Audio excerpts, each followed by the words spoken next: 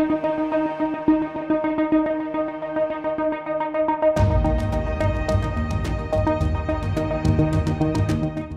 haven't seen a year like 2017 in the world of video games. We've seen developers create games that blew away our expectations. We've witnessed the very worst of what the AAA publisher can do, pay to win. We've watched beloved franchises get a future to be excited for.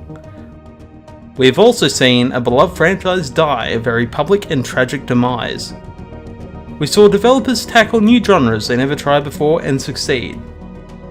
We also saw games fail far more than Battleborn ever could accomplish. And we've all heard about a certain Battle Royale game all the damn time. But how can next year even compete? It can't possibly be this good and terrible at once. Again. 2017 will never be forgotten, for better or worse. To celebrate the end of the year in 2018, I've got a little late top 5 games of 2017 list. You know this because of the title, and because I just said it. Let's get into it!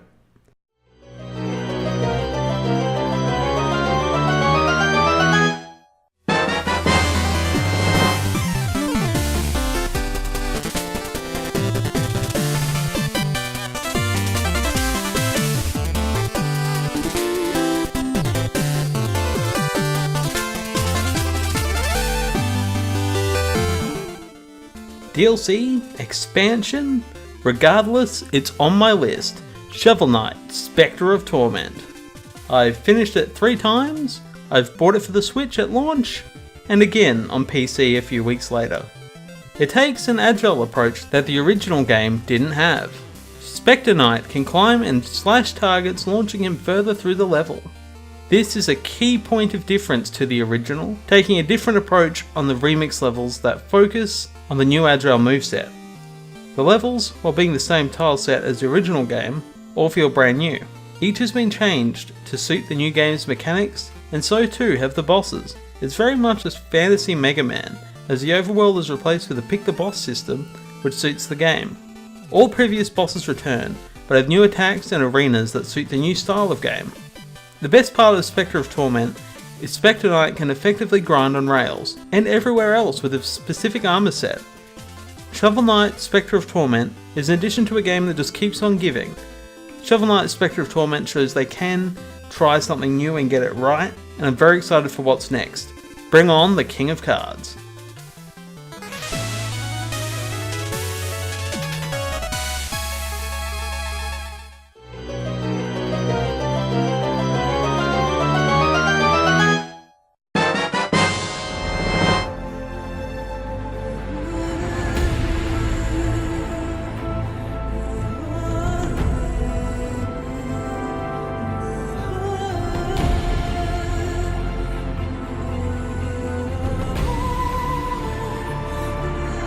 The combination of a dense open world with the exciting and fast-paced bow and arrow focused gameplay, and then adding robot animals, is a match made in heaven.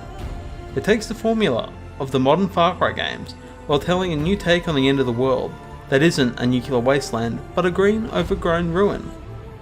The story is the main hook as you and Aloy uncover what actually happened to humanity all those years ago. The combat is always fun as each mechanical beast is a different challenge, with each creature having different components, weaknesses and attack patterns to look out for. The massive Tyrannosaurus looking Thunderjaw and Stormbirds were always an incredible fight that forced you to learn what to aim for and how to bring them down as you tear them apart piece by piece. The weapons too offer a good variety of taking down the mechanical threats. Weapons such as the ropecaster for tying the robots down on the ground, or a sling for throwing elemental bombs to burn, freeze or shock enemies, is always a thrilling part of combat, just switching weapon mid-combat while trying to dodge and work out what these machines are doing is always heart-racing. I personally hate collecting in games as they often are tacked on just to act as a way to keep you playing. Horizon, however, captured my interest by creating an engaging storyline with characters that were flawed, interesting and well written throughout, staying true to the development they go through. Obviously, it helps to have mechanical animals.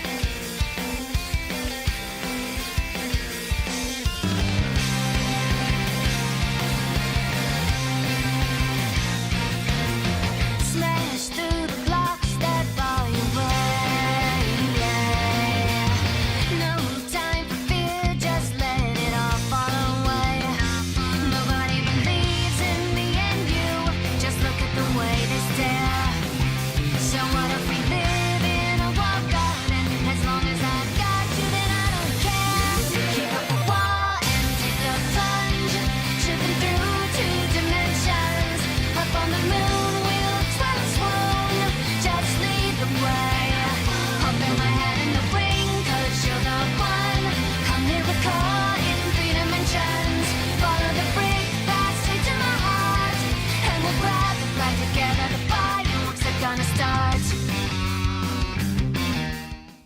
Super Mario Odyssey is an exceptionally fun platforming adventure, focusing on creative puzzle solving surrounded by the fantastic, detailed open levels. I've heard that before. It's an actual perfect platformer that expanded on Mario's moveset and let him be joined by a supernatural demon that possesses the minds of the weaker creatures found in the world of Mario. Cappy is the great addition that keeps the game as good as it is, as it's a much more competent ally than Flood ever was. It's a better system than Banjo-Kazooie had decades before. Basically, it's as if Mumbo became a hat and did it for free.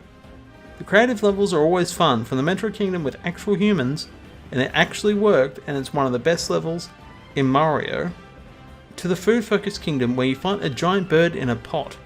I also reviewed the game, funny that, and gave it a 10. But it's not even my personal number 1, in fact it's 3rd on my list.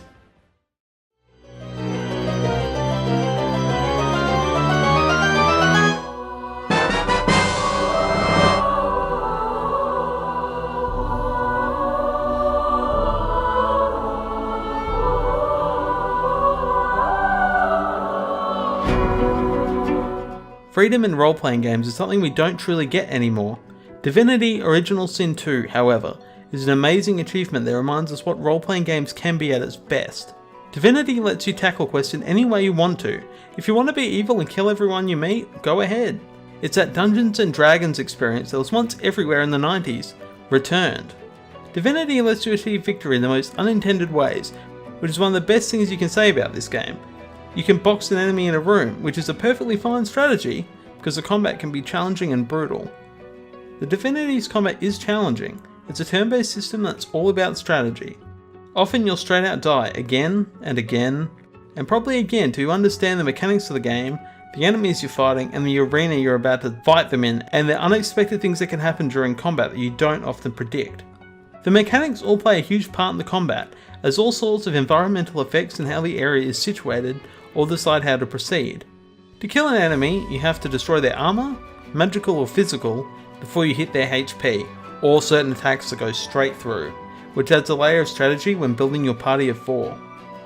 The pre-made characters found in Original Sin 2 all have an interesting story themselves to be uncovered, much like the very best RPGs ever made.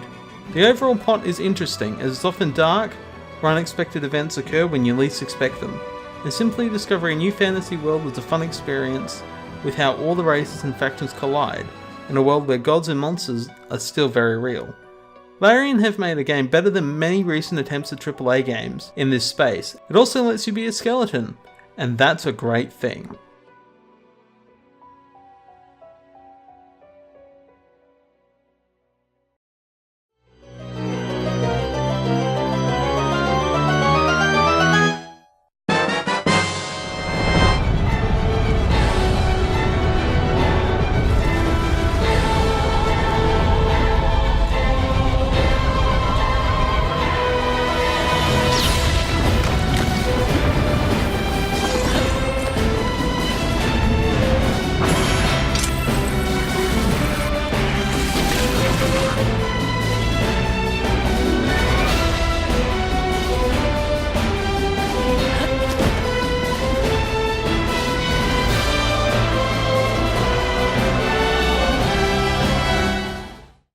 The Legend of Zelda Breath of the Wild is a game that everyone experiences and enjoys for different reasons, but the core of the game is the adventure, the pure need to discover and explore because you want to, not because you are told to, is sadly unique with modern games. It gave me a feeling that I hadn't experienced since I was new to World of Warcraft. I spent hours discovering the vast world of Hyrule, from the jungles in the south to climbing over to see Gerudo Valley for the first time. The focus on climbing and gliding was a constant joy as you explored, providing a new way to travel that changed how you looked at the environment to how it would benefit you. The combat is hard and keeps you on your literal toes as weapons can break during combat, forcing you to use many weapon types in the game, as well as treasuring them because they are a valuable asset and won't last forever. The new Sheikah abilities were not only useful for small shrines dotted around the map, but for the open world in general. The shrines all had a unique puzzle, reminding me of Portal in an open world RPG. The dungeons, or rather divine beasts, while shorter than any previous Zelda dungeon, were still fun and utilised all of Link's abilities, as they usually do. They are the weakest Link, but don't hurt the overall experience, as the previous quests set the context where you learn of the past events. The story is very focused on you, and you can totally ignore discovering the link to your past and go tackle Ganon after the tutorial is complete.